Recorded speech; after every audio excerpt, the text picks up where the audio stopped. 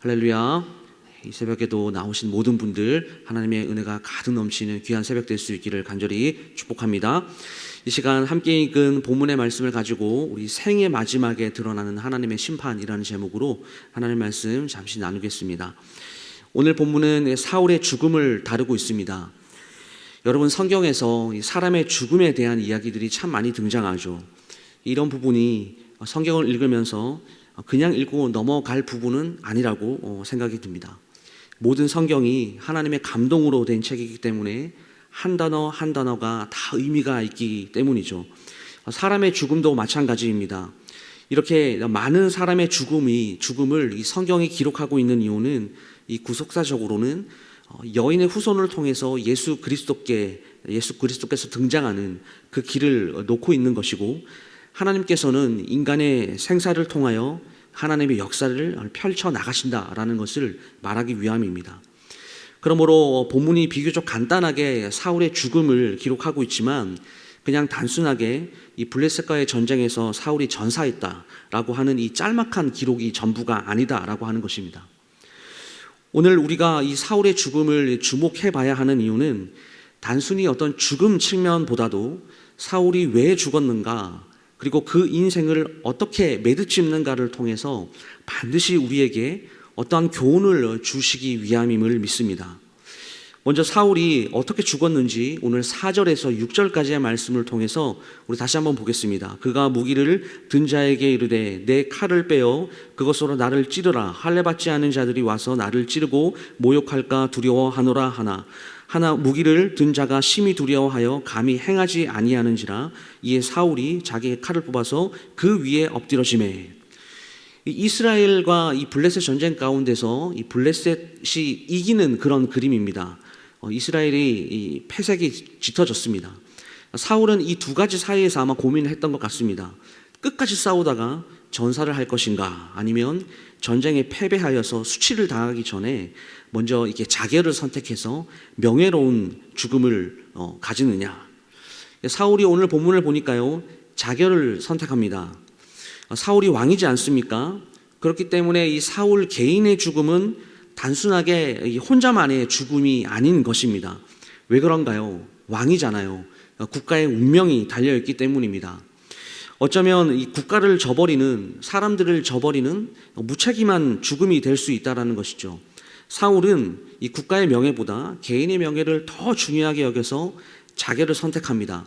근데 그 결과가 어떻게 됩니까? 7절 말씀 보시면 골짜기 저쪽에 있는 사람, 이스라엘 사람과 요단 건너쪽에 있는 자들이 이스라엘 사람들이 도망한 것과 사울과 그의 아들들이 죽었음을 보고 성읍들을 버리고 도망하며 블레셋 사람들이 이르러 거기에서 사니라. 여기서 이 골짜기 저쪽이다라는 것은 이 이스라엘 건너편에 있는 쪽인데요, 이사갈 그리고 스불론, 납달리 사람들을 이야기합니다. 이 블레셋이 전쟁을 치르면서 어떤 전략을 짰냐면 골짜기 저쪽을 이렇게 차단하는 바람에, 즉 북쪽에 있는 지파들이 남쪽으로 있는 이 지파들과 연합하지 못하도록 하는 바람에 그들이 전쟁에 참전하지 못하도록 이렇게 방관자적으로 있다가 전세가 이렇게 기울어지자 제대로 싸워주지도 않고 도망을 시작을 한 것입니다. 그 다음에 요단 건너쪽에 있는 사람들은 므낫세 반지파 사람들이 그쪽에 있었는데 이 사람들도 전쟁에 참여하지 못했습니다. 그런데 사울이 패전했다는 소식을 들리자 이들도 이제 피란을 떠나기 시작을 해가지고 남쪽으로 르우멘 지파와 갓 지파가 있는 쪽으로 이동하기 시작한 거예요.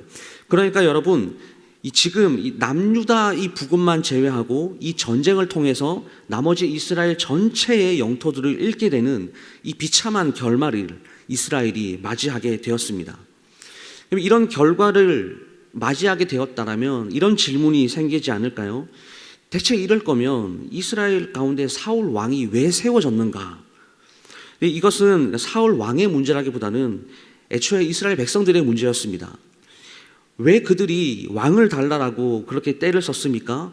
자기들의 생명과 자기들의 안전을 위해서죠. 우리가 왕이 있어야 다른 나라의 국가들처럼 우리 재산이나 생명이나 집이나 땅이 잘 지켜질 것으로 생각하고 왕을 요구했는데 결과는 어떻습니까? 지금까지 여호수아가 가나안 땅에 들어온 그 이후에 가장 많은 땅을 잃게 되었고 가장 많은 사람이 죽는 결과를 맞이하고 말았단 말이죠. 그들이 이 사사 제도를 싫어하고 왕 제도를 요구해서 이렇게 왕 제도를 한번 실습해 보았는데 이 초대왕 사울이 낳은 이 결과가 무엇이냐고 하니까 그들이 기대했던 것과는 정반대의 결과를 낳았다라는 것입니다. 그런데 이런 결과를 하나님께서 말을 해주시지 않았고 가르쳐 주시지 않았을까요? 아니요, 하나님께서 다 가르쳐 주셨습니다. 그럼에도 이스라엘은 하나님을, 이스라엘의 진정한 그 왕되심, 이것을 인정하지 않고 하나님을 존중하지 않았습니다. 8장 18절 말씀을 보면 그날에 너희는 너희가 택한 왕으로 말미암아 부르짖되 그날에 여호와께서 너희에게 응답하지 아니하시리라. 이 말씀이 이미 예언이 되어 있었다라는 말씀이죠. 이스라엘 백성들이 이렇게 하나님의 진정한 왕되심을 인정하지 않고 존중하였을 뿐만 아니라 오늘 사울 왕은 어떻습니까? 본문에는 이 활에 맞아서 중상을 입었다라고 기록을 하고 있지만 이게 역대상 10장 13절에서 14절까지의 말씀을 보게 되면 사울이 죽은 것은 여호와께 범죄하였기 때문이라. 그가 여호와의 말씀을 지키지 아니하고 또 신접한 자에게 가르치기를 청하고 여호와께 묻지 아니하였으므로 여호와께서 그를 죽이시고 그 나라를 이새의 아들 다윗에게 넘겨주셨더라. 이렇게 기록을 하고 있습니다. 여기서는 사울 왕이 죽은 이유를 여호와께 범죄함의 결과로 보고 그 원인을 세 가지로 이야기하는데요. 첫째는 사울은 하나님의 말씀을 지키지 않았습니다. 그리고 둘째는 신접한 여인을 찾아가서 가르침을 받았습니다. 그리고 셋째입니다. 셋째는 가장 큰 죄죠. 여호와께 묻지 않았습니다. 하나님은 사울을 이 신정 정치 대리 통치자로 이스라엘 가운데 세우셨는데 사울 또한 하나님의 왕되심을 인정하지 않고 하나님을 존중하지 않았다라는 사실이죠. 여러분, 그렇다면 하나님을 존중하지 않았다라는 이 말을 들으셨을 때 이 떠오르는 성경 구절이 하나 있지 않습니까? 사무엘서 전체를 이끌고 나가는 주제와도 같은 말씀입니다. 사무엘상 2장 30절 말씀인데요.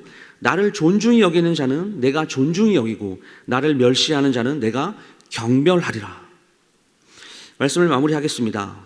사랑하는 성도 여러분, 하나님을 존중하지 않을 때, 하나님의 말씀을 경멸할 때는 아주 무시무시한 하나님의 심판이 그 대가로 주어집니다. 우리는 평소에 하나님의 말씀을 얼마나 존중하고 계십니까? 이 존중한다라는 이 말은 하나님의 말씀대로 살기 위해서 얼마나 우리가 애를 쓰고 수고하고 있는가라고 하는 말입니다. 하나님의 말씀이 내 안에 하루 종일 이렇게 묵상되는 말씀이 있으십니까? 아니면 여러 가지 생각으로 이렇게 머리가 복잡한 그런 하루를 보내고 계십니까? 사랑하는 여러분, 우리는 일이 잘 될 뿐만 아니라 무슨 일이 잘 안 되고 안 되는 그때일수록 더욱더 우리에게 주시는 말씀을 붙들고 하루 종일 주야로 주님의 말씀을 묵상하며 살아야 한다는 것을 우리는 꼭 기억해야 합니다. 하나님이 나의 구원자이심을 항상 이렇게 붙들고 겸손하여 하나님을 존중하고 하나님을 사랑하는 우리 모두가 될 수 있기를 간절히 소망합니다. 그래서 오늘 본문 가운데 사울과 같이 이렇게 하나님의 어마어마한 심판 가운데 비참한 최후를 맞이하는 것이 아니라 항상 그 하늘의 신령한 복, 하나님의 능력과 사랑, 그 은혜를 날마다 경험하시며 그 하나님이라는 그 울타리 안에서 보호받고 하나님 앞에서 늘 기뻐하고 즐거워하는 신앙생활, 우리의 인생의 삶을 살 수 있기를 주님의 이름으로 축복합니다. 이 시간 함께 몇 가지 기도 제목 가지고 함께 기도하겠습니다. 우리 하나님을 존중하고 사랑하며 말씀을 붙들고 묵상하는 오늘 하루가 될 수 있기를 결단합니다. 우리 이렇게 기도했으면 좋겠습니다. 그리고 고난주간 새겹줄 특별 새벽 기도를 위해서 기도해 주시고 새가족 오기 양육의 모든 과정을 위해서 함께 기도해 주시고요. 주일 성찬식과 그리고 양육위원회 헌신 예배를 위해서 이 시간에 잠시 통성으로 하나님 앞에 기도하도록 하겠습니다. 하나님 아버지 감사합니다. 주님, 오늘도 말씀을 통하여 하나님 아버지 주님을 정말 사랑하고 주님을 정말 존중하는 사람이 되어야 함을 또한 우리에게 교훈하여 주신 하나님 감사합니다.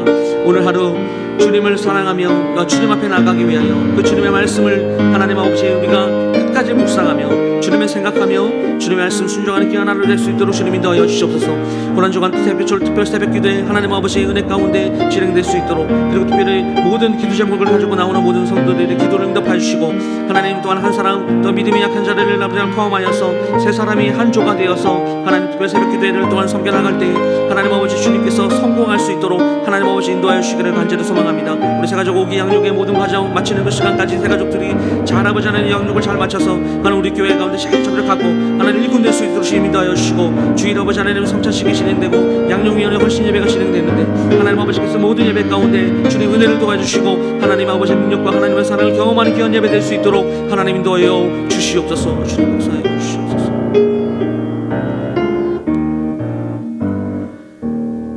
하나님 감사합니다. 주님을 사랑하고 주님을 존중하지 않을 때에 하나님 주님의 무시무시한 심판의 대가가 기다리고 있다는 이 사실을 우리가 기억하고, 오늘 하나님 아버지 늘 주님을 생각하며 그 주님 말씀 안에 주님 안에 거하는 귀하고 복된 하루 될 수 있도록 하나님 인도하여 주시옵소서. 주님 그리하여서 하나님의 은혜와 신령한 복을 마음껏 누리며 이 땅 가운데 주님의 자녀로 당당히 살아가는 우리 모두가 될 수 있도록 하나님 인도하여 주시옵소서. 예수 그리스도의 이름으로 감사드리며 기도드리옵나이다. 아멘.